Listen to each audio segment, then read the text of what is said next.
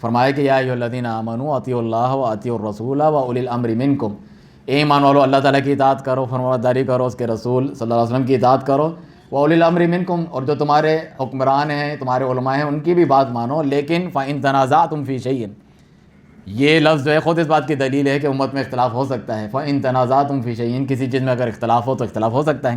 اختلاف ہو جانا کوئی بڑی بات نہیں ہے، باقی رہنا، کتاب سنت کی جانب رجوع نہ کرنا وہ بری بات ہے۔ اس لیے آگے فرمایا فردوہ الی اللہ والرسول، اللہ اور اس کے رسول کی طرف پھیر دو، کتاب و سنت کی طرف پھیر دو۔ ان کنتم تؤمنون باللہ والیوم الآخر، اور یہ کوئی آپشن اور چوائس نہیں ہے کہ جو چاہے ادھر پھیر دے، جو چاہے کوئی اپنے بڑوں کی طرف لے جائے۔ اگر تم اللہ اور آخرت پر ایمان رکھتے ہو تو یہ کرو گے اور کرنا ہے، نہیں رکھتے، کمزور ہے تمہارا ایمان، تو پھر تم کوئی دوسرے راستے اپناؤ گے، اور یہ کرنے میں تمہارا اپنا فائدہ ہے۔ جن چیزوں سے آپ پریشان ہیں نا، امت کا اختلاف اور صحیح کون ہے، ذالک خیر واحسن تاویلا، یہ بہتر بھی ہے تمہارے لیے، اس کا انجام بھی آخر میں اچھا ہی ہوگا۔ اچھا انجام لوگ خود نہیں چاہتے اور پریشان رہتے ہیں کہ اختلافات ختم نہیں ہو رہے تفرقے بعد ہی، تم کتاب و سنت کی جانب رجوع کرنے کے لیے تیار کیوں نہیں ہو؟